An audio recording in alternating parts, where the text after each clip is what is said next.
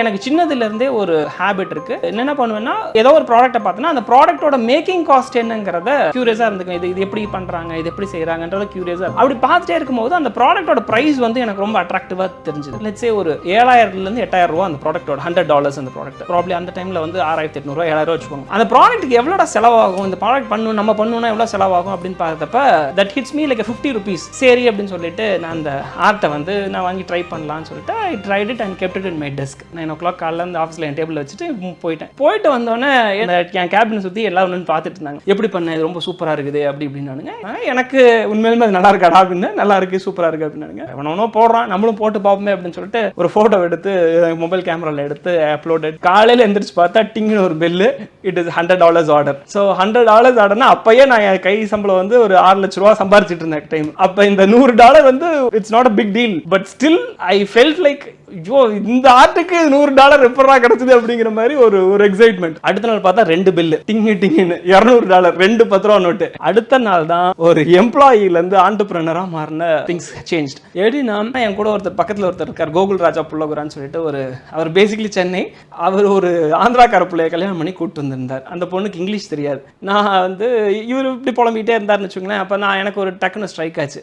ஏங்க கோகுல், உங்கள் ஒய்ஃப் சும்மா தானே இருக்காங்க, நான் ஒன்று பண்ணுறேன், உங்கள் ஒய்ஃபுக்கு ஒரு $15 கொடுக்குறேன், நான் ஒரு ஆர்ட் அது எப்படி பண்ணணும்னு சொல்லி கொடுத்துட்றேன், அவங்களுக்கும் வேலை கொடுத்த மாதிரி ஆச்சு, எனக்கும் இதாச்சு அப்படின்னு.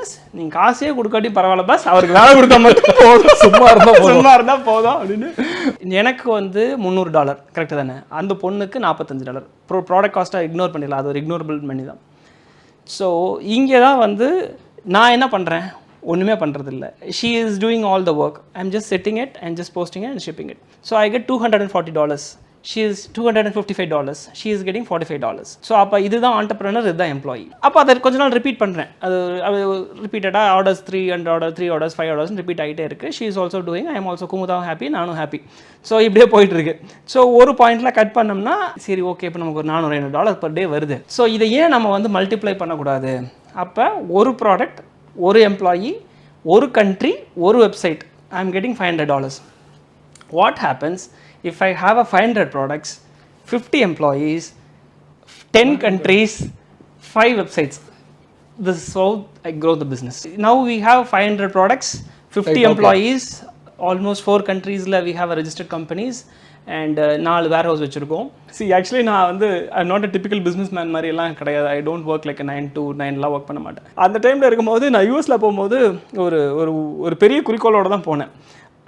என்ன போனேன்னா, எப்படியா சம்பாரிச்சு லோன் இல்லாமல் ஒரு நெட்டாக ஒரு ₹1 கோடி சேர்த்திட்டேன்னா என்னோட பிறவி பயன் முடிஞ்சிருச்சு. என்ன கேல்குலேஷன்னா, அப்போ வந்து பேங்க் இன்ட்ரெஸ்ட் வந்து 10% எஃப்டியில் கொடுத்துட்டு இருந்தாங்க 2010-11 பீரியட்லாம். 10%னா ஆல்மோஸ்ட் ₹1 லட்ச வரும். ₹1 கோடி பேங்க்கில் வச்சோம்னா ₹1 லட்ச வரும். இங்கே ஏதாவது தொழில்கள் பண்ணால் தானே செலவாகும். சும்மாவே சொந்த வீடு இருக்குது, எல்லாமே இருக்குது, இப்போ பைக்கெலாம் இருக்குது, கார்லாம் இருக்குது. ஸோ எனக்கு ₹1 லட்ச என்ன செலவு இருக்குது? டெய்லி கறிசோரே சாப்பிடுங்க, மட்டனே எடுத்து சாப்பிடு, மீன் எடுத்து சாப்பிடு, ஒரு நாள் மிஞ்சி போனால் $25,000 செலவாகுமா? மீதி $75,000 மாதிரி நீங்கள் சொன்ன மாதிரி மாப்பிள்ள மாதிரி பைக் RX எடுத்து சுற்றிட்டு இருந்தாலே that's money should be enough. So அப்படிங்கிற ₹1 கோடி சேர்த்துருண்டா, அவ்வளோதான்டா என்னோட மொத்த டார்கெட்டை, இதுக்கப்புறம் வாழ்க்கையில் வேலையே செய்ய மாட்டேன்டா அப்படின்னு சொல்லிட்டு தான் நான் இங்கே வந்தேன். ஸோ இங்கே வந்தோடனே இப்போயும் அதே தான் பண்ணுறேன்.